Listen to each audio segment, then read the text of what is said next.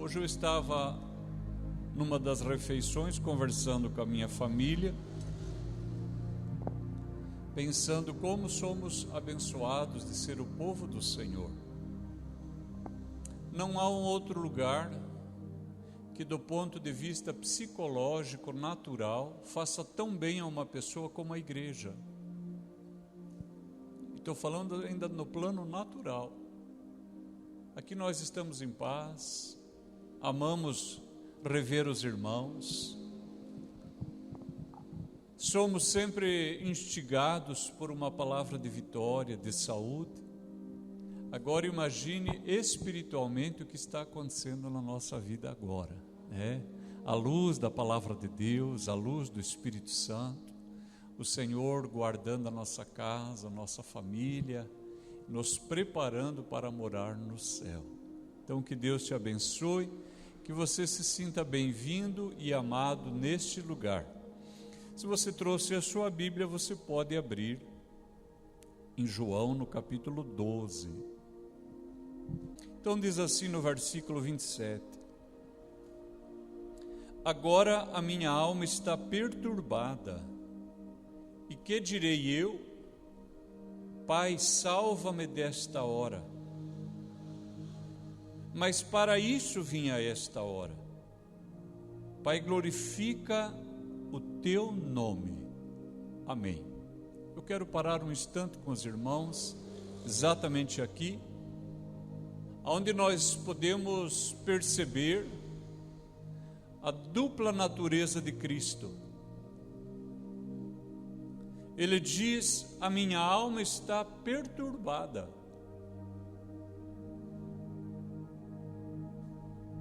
É muito bom que o Senhor tenha deixado para nós um testemunho da sua humanidade. Qual a pessoa que, diante da realidade da morte, e nós veremos mais nos próximos capítulos, que no aspecto espiritual o que afligia a Cristo eram os nossos pecados, mas no aspecto humano a realidade da morte. E ele diz: a minha alma está perturbada, como que dizendo, a minha alma está num conflito. E o que eu vou dizer? A coisa mais óbvia que se espera que se diga numa hora dessa: Pai, salva-me desta hora.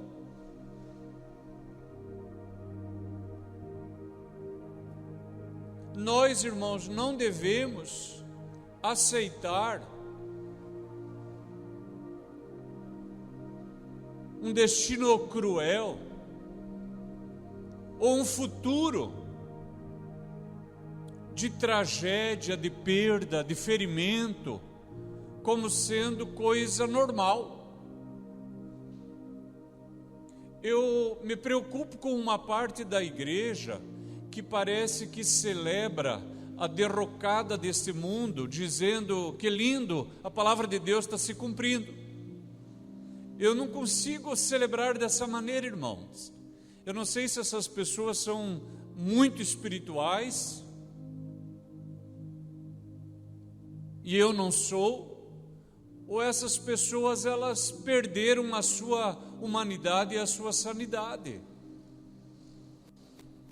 E é bem provável que haja também uma falta de compreensão das Escrituras, porque a palavra de Deus diz assim que nós devemos orar pelos reis, pelos governadores, para que a gente tenha uma vida tranquila. Perceber, irmãos? Então, essa aceitação da coisa ruim, da coisa má, como um destino inarredável, ou a respeito do qual Deus não possa fazer uma interferência, se choca aqui com a própria declaração do Senhor Jesus. Pode baixar um pouquinho. Nós devemos orar, irmãos. Nós devemos orar, pedir que Deus abençoe. Eu há bastante tempo tenho feito um compromisso e tenho tentado cumprir o compromisso de toda manhã, a minha primeira oração de manhã, depois de glorificar a Jesus, conforme a leitura que nós já fizemos aqui esses dias, depois de entrar pelas suas portas com ações de graça e com louvor, a minha primeira oração é orar pelo Brasil, é orar pelos governos constituídos, pelas autoridades, pelos juízes. E eu creio que Deus tem respondido e está respondendo, porque eu quero, irmãos, no tempo em que eu viver nessa vida, eu quero ter paz, eu quero que meus filhos tenham paz, e eu creio que Deus pode fazer tudo isso. E aqui o Senhor Jesus, Ele diz: agora minha alma está perturbada, que direi eu? Pai, salva-me desta hora. Mas aí já na sequência, mas para isso vinha esta hora, porque Ele tem conhecimento de todas as coisas. Eu quero pedir mais uma vez que gentilmente você venha em 1 Pedro,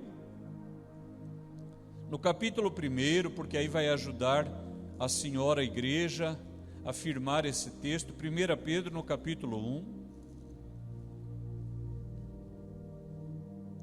o versículo 10. 1 Pedro, capítulo 1, versículo 10 diz assim: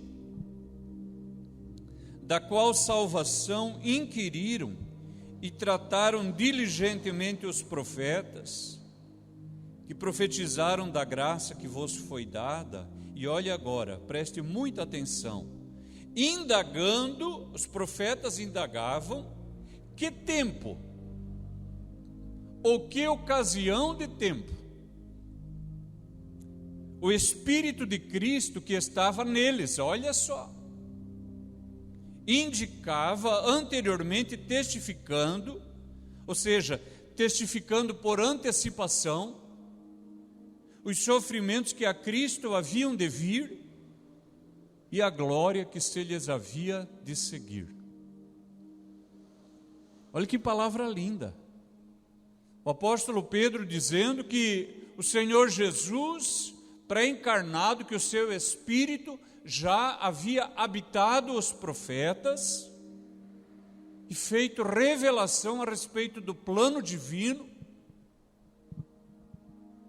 cujo ponto central a obra de Cristo. Olha que maravilha.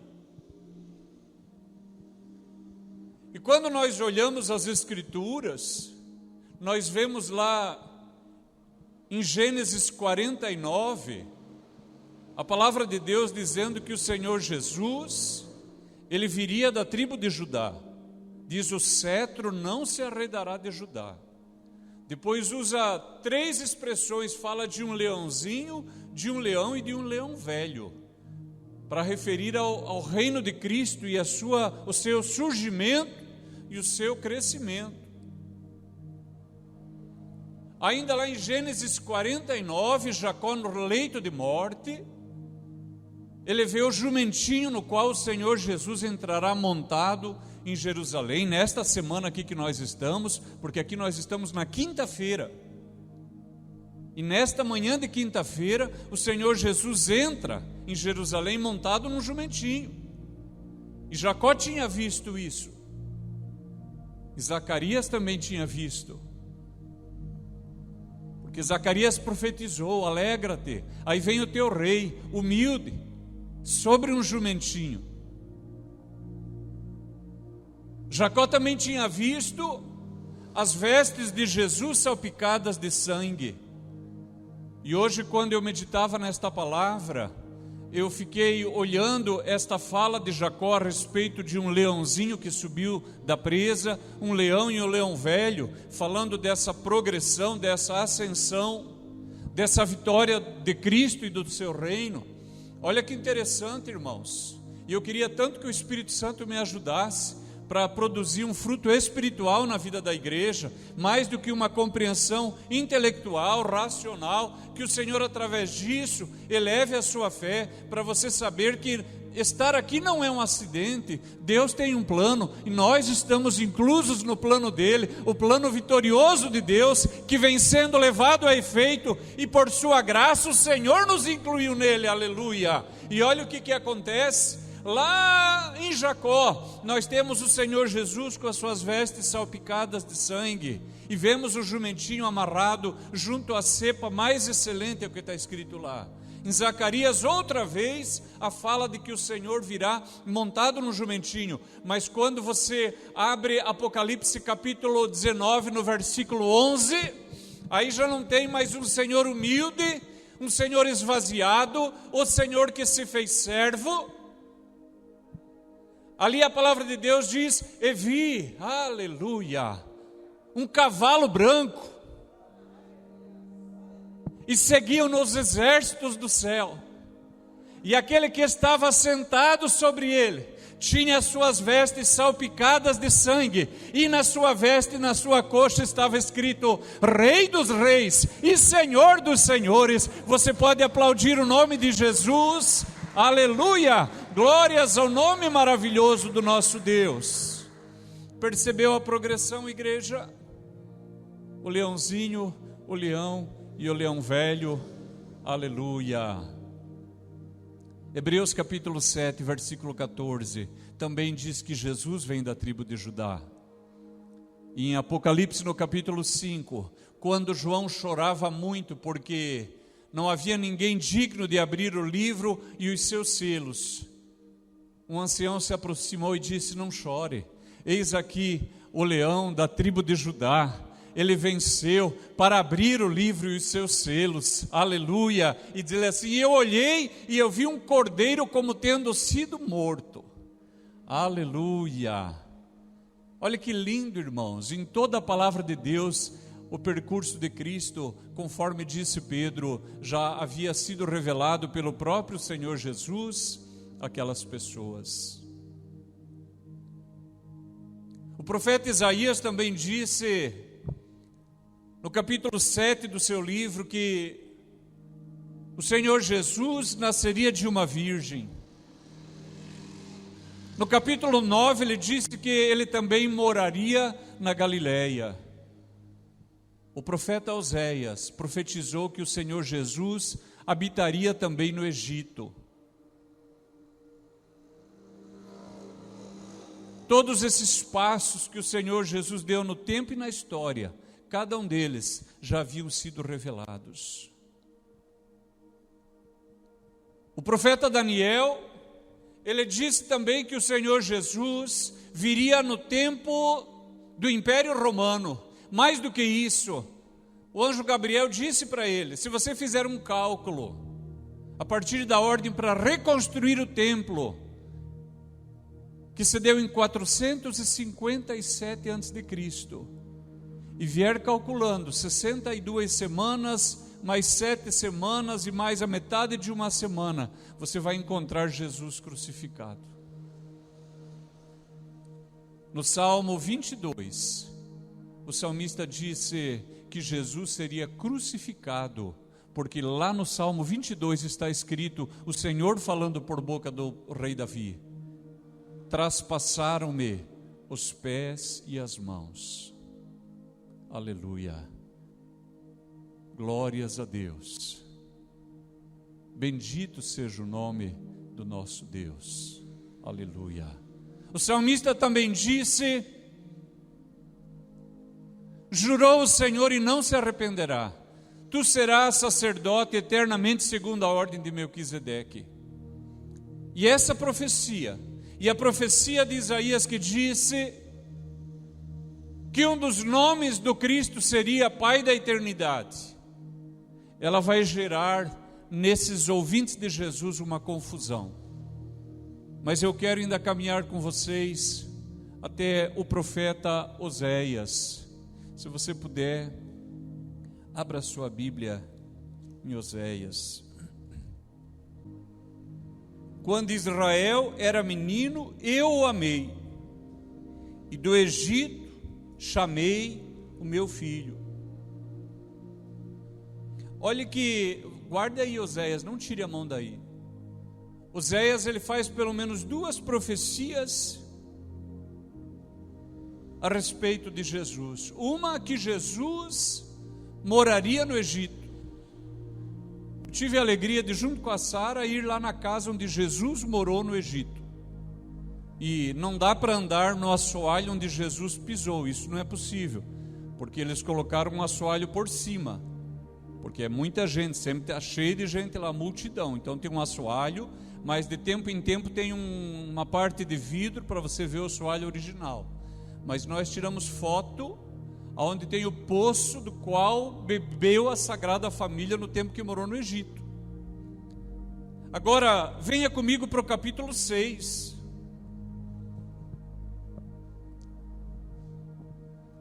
Olha o que diz: vinde e tornemos para o Senhor, porque Ele despedaçou e nos sarará, fez a ferida e a ligará, depois de 2 dias nos salvará, ao 3º dia nos ressuscitará e viveremos diante dEle. Olha só, depois de 2 dias nos dará vida, ao 3º dia nos ressuscitará. A palavra de Deus diz que nós que fomos sepultados com Cristo pelo batismo, também seremos ressuscitados juntamente com Ele. Aqui o profeta Oséias estava falando dessa união do crente com Cristo, dizendo ao 3º dia, quando Ele ressuscitou, ali também ressuscitaram com eles todos os que foram achados pela sua graça. Aleluia! Eu estava hoje conversando com a Sara e dizendo, uma parte da igreja gosta de ter cruzes, eu acho muito bonito, é um símbolo cristão muito forte. E quem sabe um dia que nós tivermos uma igreja própria, eu vou fazer uma gigante de madeira. Quem passar 10 quilômetros vai ver a cruz lá, vai saber o que é. Mas uma cruz vazia. Uma cruz vazia. Sabe por quê? Se a obra de Cristo tivesse cessado na morte, nós seríamos os mais desgraçados dos homens.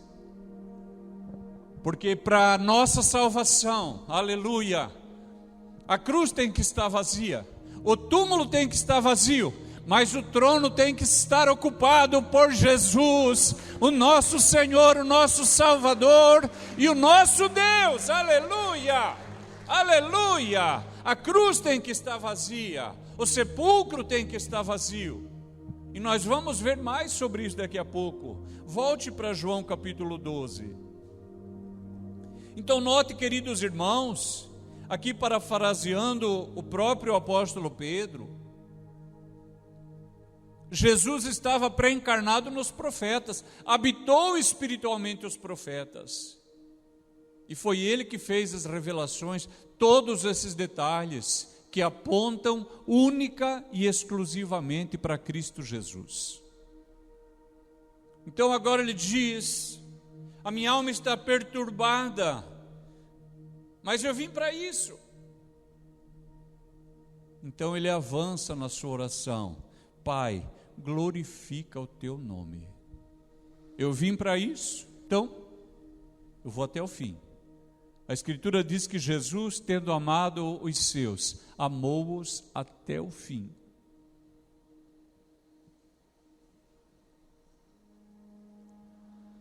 Todos nós, irmãos, não na mesma dimensão, nem de modo algum é possível comparar. Mas cada pessoa aqui tem suas lutas, seus problemas, seus desafios. Cada um de nós tem as suas dificuldades para serem vencidas. E você não consegue fugir delas. Eu tenho evitado orar, ó Deus, quando eu oro por alguém, tira os problemas da vida da pessoa. Eu não gosto de orar assim, eu não me sinto confortável, a minha teologia parece que não me permite orar assim, porque Deus permite obstáculos nas nossas vidas para nós crescermos.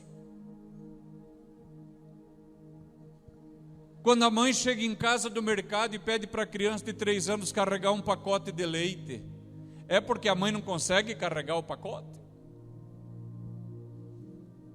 Quando ela fala para a menina colocar a mesa, menina de 6 anos, 5 anos, e a menina ajuda, é porque a mãe não sabe?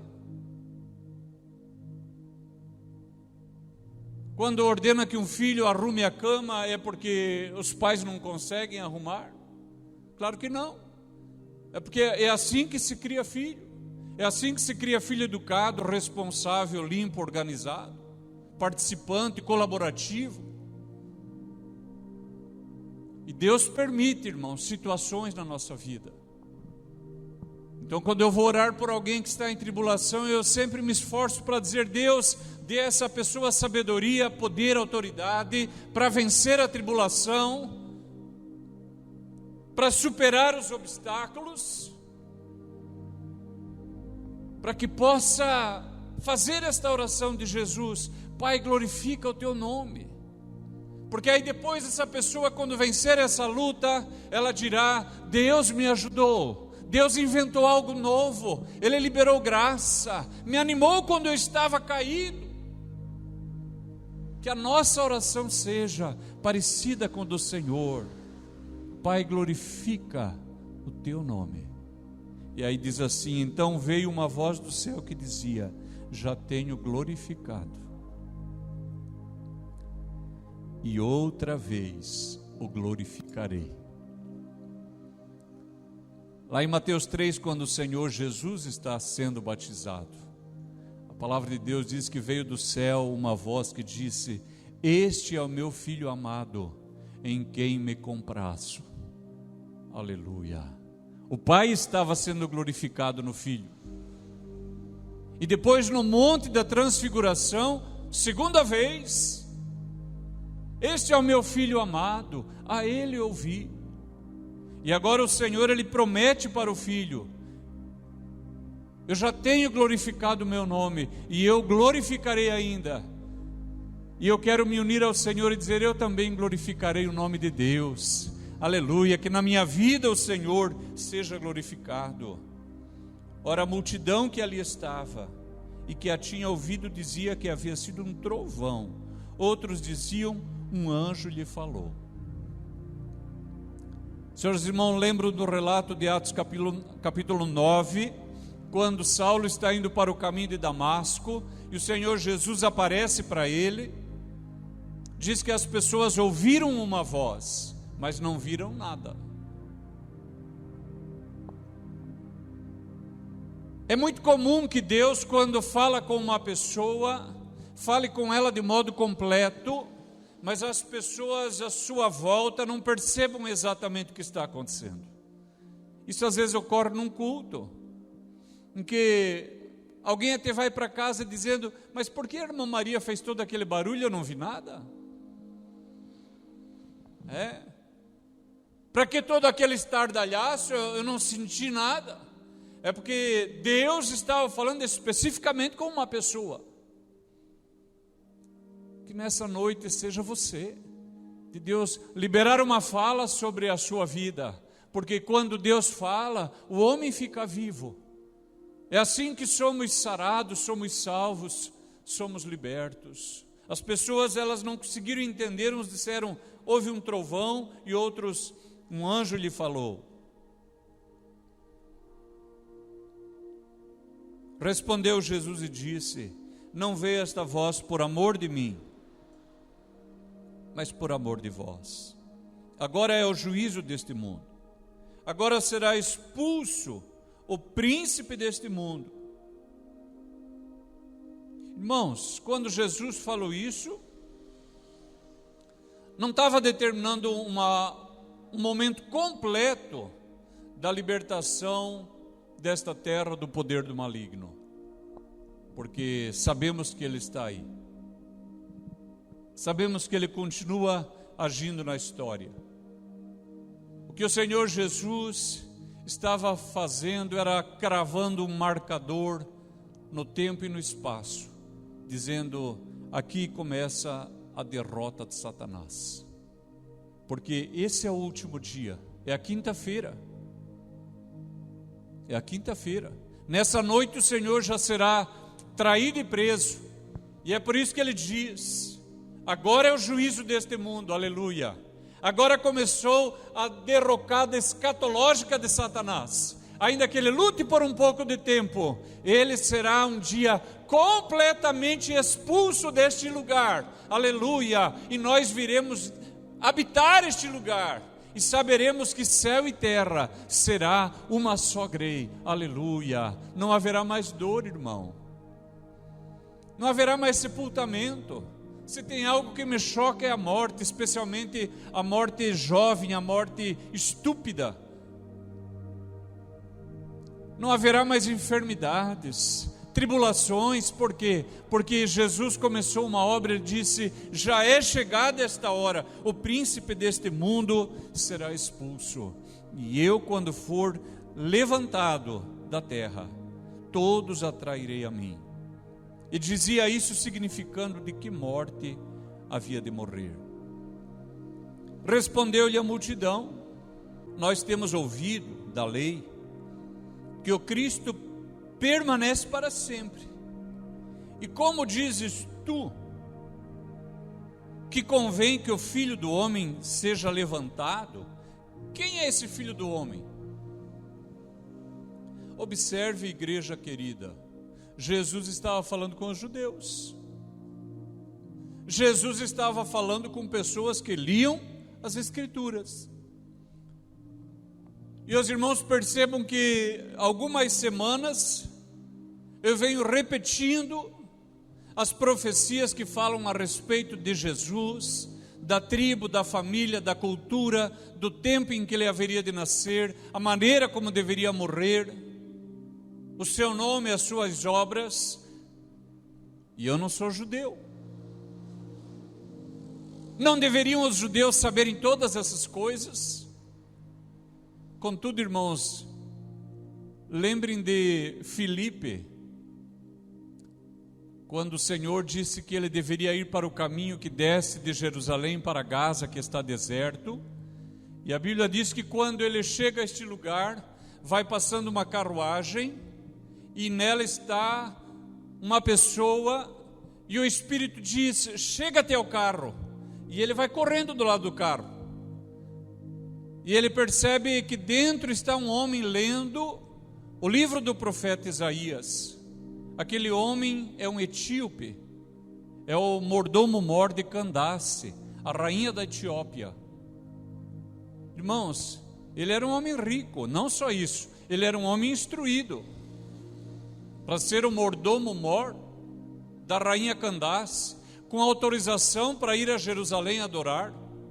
Era uma pessoa que detinha autoridade, saber. E olha a pergunta do evangelista: entendes o que lês? E ele respondeu: como eu vou entender se ninguém me ensinar? Irmãos, essa pergunta ainda precisa ser feita.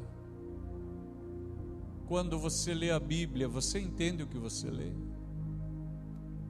É uma pergunta bíblica, é uma pergunta bíblica. Aí eu vou ficar ofendido com o pastor? Não, é da Bíblia. Fique ofendido com a Bíblia. Entendes o que lê? Quando você está lendo um capítulo, chega no final, você sabe o que você leu? Quando terminou o versículo, você sabe o que você leu? Porque se você não sabe, você precisa ler mais. Precisa ler várias vezes.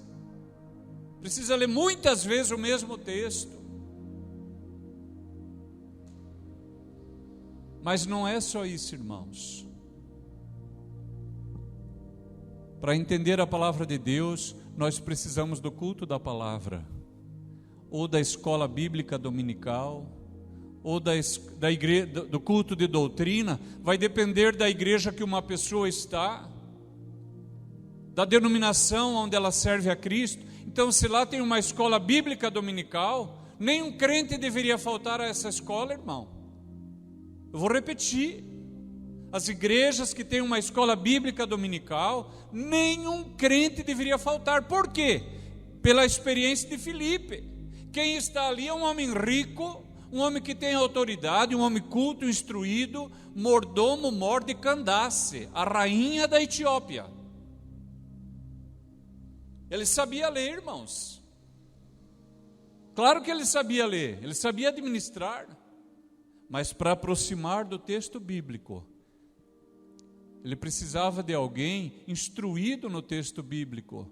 Então, quando a pessoa vai lá na escola dominical, vai no culto da doutrina, ou vem no culto da palavra, nós estamos num culto completamente diferente do culto de domingo. É um culto que a gente para, reflete, às vezes o pastor repete, depois na outra semana repete outra vez, até crer que pelo menos a maioria compreendeu. E o eunuco disse: como eu vou crer? Como eu vou entender se ninguém me ensinar? E Filipe vê que ele está lendo o profeta Isaías, no capítulo 53. E o eunuco pergunta para ele: o profeta está falando de si mesmo ou é de outra pessoa? E a Bíblia diz que a partir daí, Filipe lhe anunciou a Jesus. E eles continuaram viajando, e Filipe lendo e falando de Jesus. Em algum momento da viagem, o próprio eunuco disse: aqui na frente tem água, alguma coisa impede que eu seja batizado? Aleluia! Você pode aplaudir ao Senhor, aleluia! Glórias a Deus! A compreensão trouxe revelação. Eu preciso me render ao reino de Deus e ao seu Cristo, e faço isso me batizando. E a Bíblia diz que eles desceram do carro, Filipe batizou aquele homem, e ele seguiu alegre o seu caminho, e o Senhor pegou e teletransportou Filipe, e ele, quando deu por si, ele já nem estava mais lá, ele já estava em Azoto, uma outra cidade. Esse é o nosso Deus, irmãos. Ele é digno de honra, é justo ler a sua palavra, vale a pena se debruçar sobre ela. Mas aquelas pessoas aqui não entendiam, porque eles tinham ouvido o salmista dizendo: jurou o Senhor e não se arrependerá, tu és sacerdote para sempre, segundo a ordem de Melquisedeque. Falou que era para sempre. O profeta Isaías chamou o Messias de o Pai da eternidade. E como que Jesus agora está deixando cada vez mais claro que ele vai morrer, e pior do que tudo, ele vai morrer no madeiro. A lei dizia: maldito todo aquele que for pendurado no madeiro. Mas o apóstolo Paulo, depois de achado por Jesus, escreve aos Gálatas: Cristo se fez maldição por nós, aleluia, para que através dele a bênção de Abraão chegasse até nós pela fé, e nós recebêssemos o Espírito Santo, aleluia. Os nossos pecados foram pagos naquele madeiro, a dívida que era contra nós foi remida pela obra de Cristo. E Jesus responde como? Dizendo: a luz ainda está convosco. Eles perguntaram: quem é o Filho do Homem? E Jesus diz: a luz ainda está convosco por um pouco de tempo. Andai enquanto tendes luz, para que as trevas vos não apanhem. Pois quem anda nas trevas não sabe para onde vai. Enquanto tendes luz, crede na luz, para que sejais filhos da luz. Essas coisas disse Jesus, e retirando-se, escondeu-se deles. Se você está com a sua Bíblia em João, olha o que diz o capítulo 8, versículo 12. Falou-lhes, pois, Jesus outra vez, dizendo: eu sou a luz do mundo. Quem me segue não andará em trevas, mas terá a luz da vida. Se você vir comigo para o capítulo 1.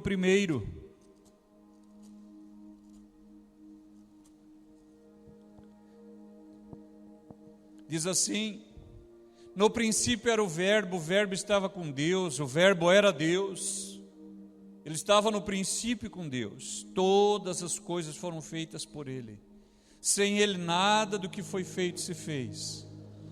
Nele estava a vida era a luz dos homens, e a luz resplandece nas trevas, e as trevas não a compreenderam. Houve um homem enviado de Deus, cujo nome era João. Este veio para testemunho, para que testificasse da luz, para que todos crescem por ele. Não era ele a luz, mas veio para que testificasse da luz. Ali estava a luz verdadeira, que alumia a todo homem que vem ao mundo.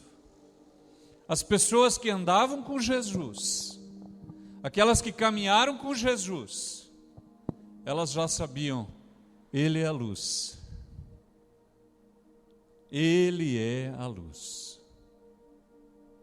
E aqueles que estavam ali perguntavam: quem é este filho do homem? Ele responde: é a luz.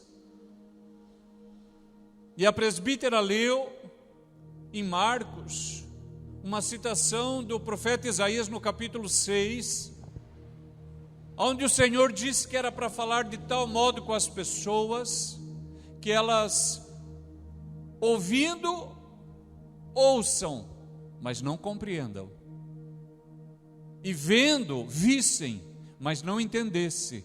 E diz o Senhor, para que não se convertessem e se arrependessem dos seus pecados e fossem salvos.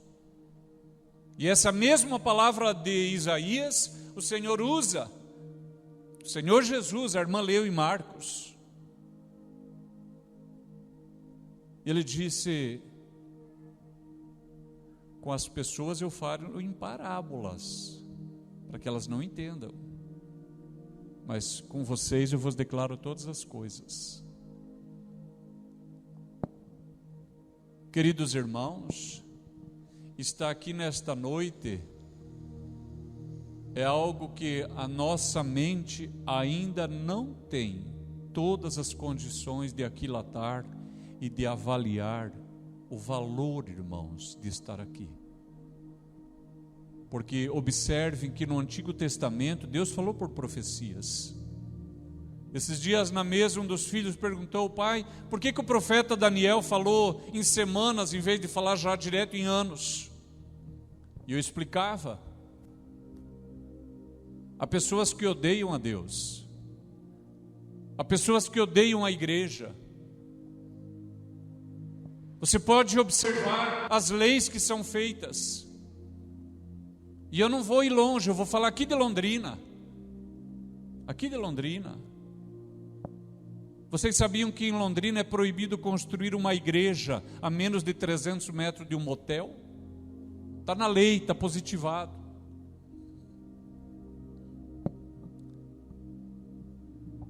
Vocês sabiam que em Londrina só pode construir templo em ruas estruturais, arteriais e locais A?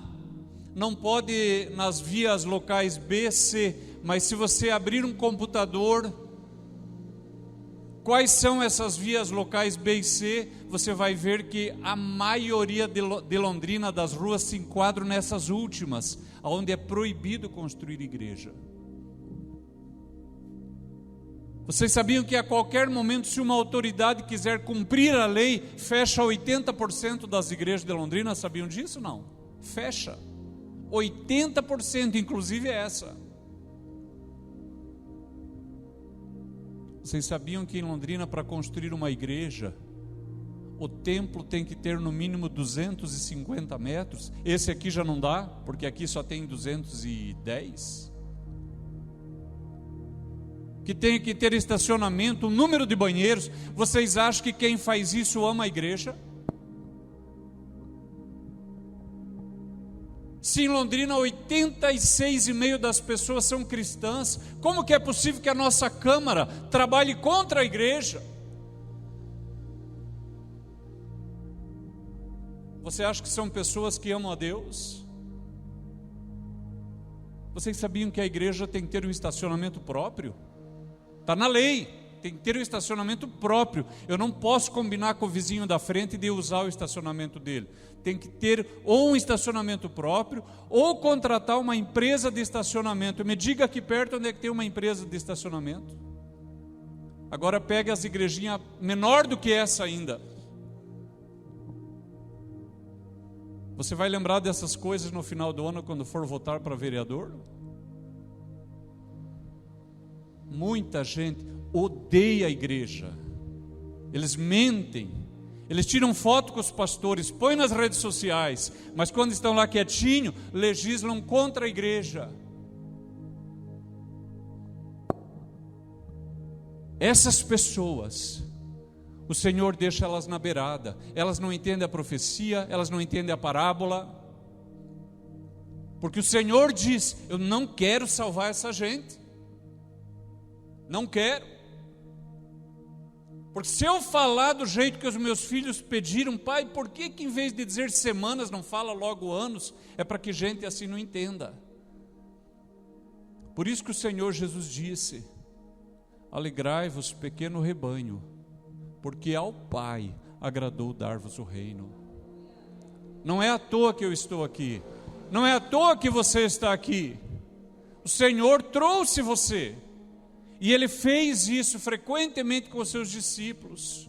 Porque depois que Jesus contou a parábola para as multidões, a Bíblia diz que Ele se reúne com os discípulos, e o texto diz, e mais as outras pessoas que estavam com eles, era um grupo. E eles falaram: Senhor, nós não entendemos a parábola. E Jesus agora começa a explicar a parábola para essa gente. É por isso que nesta noite o Senhor nos trouxe aqui para explicar a profecia. Porque ao Pai agradou dar-vos o reino. Aleluia. Então, quando perguntam quem é o Filho do Homem, Ele diz: a luz é. E os que andavam com ele sabiam exatamente do que ele estava tratando. E diz assim: e ainda que tivesse feito tantos sinais diante deles, não criam nele, para que se cumprisse a palavra do profeta Isaías, que diz: Senhor, quem creu na nossa pregação, e a quem foi revelado o braço do Senhor? Por isso não podiam crer, pelo que Isaías disse outra vez: cegou-lhes os olhos, endureceu-lhes o coração, a fim de que não vejam com os olhos e compreendam no coração e se convertam, e eu os cure. Perceberam, irmãos? A gente não gosta de ouvir isso, mas é aqui, palavra de Deus. Essas pessoas que odeiam a Deus, Ele os deixa à margem, mas aqueles que andavam com Ele e os discípulos, Ele os levou para um lugar particular e ali lhes ensinou particularmente as parábolas. Isaías disse isso quando viu a sua glória e falou dele. Apesar de tudo, olha só agora, vai piorar. Até muitos dos principais creram nele, mas não o confessavam, por causa dos fariseus, para não serem expulsos da sinagoga, porque amavam mais a glória dos homens do que a glória de Deus. A leitura que a nossa irmã fez falava do semeador. Uma parte da semente caiu à beira do caminho, e as aves do céu vinham e comiam. Parece bonito essa fala, né? Parece até poético, romântico, prosaico. As aves vêm lá e comem. Mas depois, quando Jesus chamou particularmente, Ele falou assim: as aves é Satanás. Satanás. Quantas vezes você mesmo ouviu a palavra de Deus, e a hora que ouviu você creu, e depois algo ficava lutando para arrancar a semente do seu coração? Jesus disse: uma parte caiu sobre as pedras, e logo cresceu, porque não tinha profundidade. Então a raiz ali em cima da aguinha que parou daquela terrinha já cresceu, mas saiu o sol e já queimou aquilo. Fala que é as preocupações desta vida. Uma outra parte caiu entre espinhos, e os espinhos sufocaram aquela planta. Fala que é as perseguições, as dificuldades, mas uma parte caiu em boa terra. Eu quero ser uma boa terra, que a palavra de Deus frutifique na minha vida. Agora olhe só, irmãos, algumas pessoas aqui importantes, dizem os principais, creram, mas não o confessavam. Venha comigo, por favor, para Romanos capítulo 10.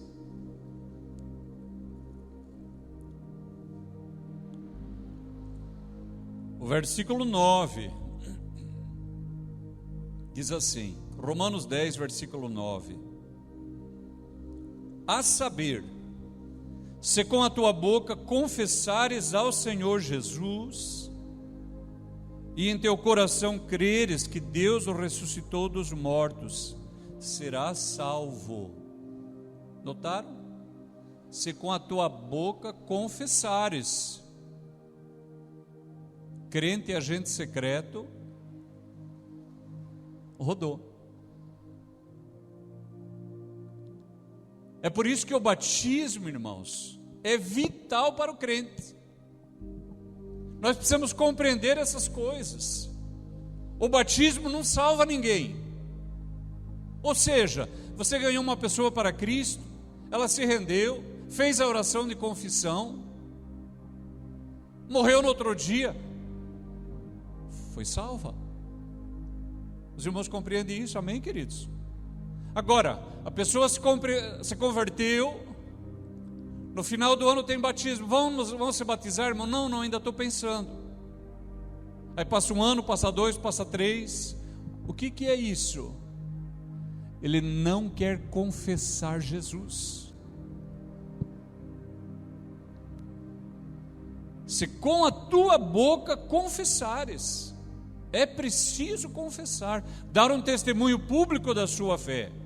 E o versículo 43 explica, porque amavam mais a glória dos homens do que a glória de Deus. Muitas pessoas sabem que convertendo-se podem ter perdas políticas, podem ter perdas financeiras, pode ter perdas sociais. Hoje já não é comum, mas pode acontecer ainda. A minha mãe, quando aceitou a Cristo, ela sentiu uma paz tão maravilhosa, ela notou que Jesus tinha achado ela. E maravilhada, a primeira pessoa que ela quis contar foi o pai dela, pois ela amava o pai dela. E quando chegou na casa de seu pai, disse: papai, estou tão feliz, aceitei a Jesus como meu Salvador.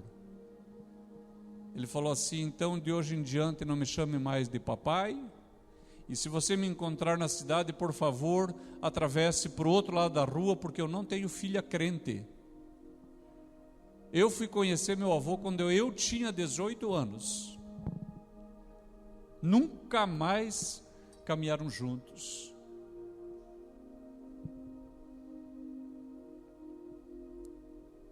Diz assim o versículo 44, Jesus clamou e disse: quem crê em mim, crê não em mim, mas naquele que me enviou. E quem me vê a mim, vê aquele que me enviou. Eu sou a luz que vim ao mundo. Ele não está explicando isso aqui para aquele primeiro grupo, irmãos. Está bem? No versículo 36, a última parte diz assim: retirando-se, escondeu-se deles. Aqui Jesus já está falando com o grupo íntimo dele outra vez. Eu sou a luz que vim ao mundo para que todo aquele que crê em mim não permaneça nas trevas. E se alguém ouvir as minhas palavras e não crer, eu não o julgo, porque eu vim não para julgar o mundo, mas para salvar o mundo. Irmãos, o que tem de gente que se agarra nessa palavra, achando que isso é um fundamento para não ser julgada, para não ter responsabilidade, para não prestar contas a ninguém, e nós vivemos numa geração que cada vez mais pessoas dizem: eu não me arrependo de nada. Você talvez já ouviu isso, se não ouviu, você vai ouvir alguém dizendo: eu da minha vida não me arrependo de nada, eu quero viver sem me arrepender de nada. Queridos irmãos, o arrependimento é próprio da pessoa inteligente. Guarde isso, não se deixe ludibriar. A pessoa inteligente, ela sabe, diferente do cachorro, ela sabe que houve um passado, há um presente e haverá um futuro. E as minhas escolhas no presente, elas têm repercussão no futuro. E eu posso estar fazendo escolhas acertadas ou erradas. E, portanto, é sábio, é inteligente arrepender-se. Mas é mais do que isso. A pessoa inteligente sabe, haverá um juízo final. Olha o que Jesus diz na segunda parte. Quem me rejeitar a mim, não receber as minhas palavras, já tem quem o julgue. A palavra que tenho pregado, essa o há de julgar no último dia. Porque eu não tenho falado de mim mesmo, mas o Pai que me enviou, Ele me deu mandamento sobre o que hei de dizer e sobre o que hei de falar. E sei que o seu mandamento é a vida eterna. Portanto, o que eu falo, falo-o como o Pai o tem dito. Amém. Vamos agradecer a Deus pela sua palavra, que em tudo na sua vida você possa dizer como Jesus: glorifica o teu nome, Senhor, na minha vida. Que você possa estar preparado para responder a pergunta de Filipe: entendes o que lê? Que o Senhor faça de você um leitor da palavra e que o Espírito Santo traga melhores e maiores revelações à sua vida. E que cada um de nós possa viver sabendo: haverá um juízo final. Ó Deus, nós agradecemos pela Tua palavra é poderosa. Ó Deus, abençoe cada um que a ouviu nesta noite com reverência, com coração aberto. Traga, Senhor, cura, traga saúde, traga vitória, prosperidade, conforme é próprio da Tua palavra fazer na nossa vida, Pai. E que a Tua luz resplandeça em nós. Oramos assim em nome do Pai, do Filho, do Espírito Santo. Amém e amém. Graças a Deus.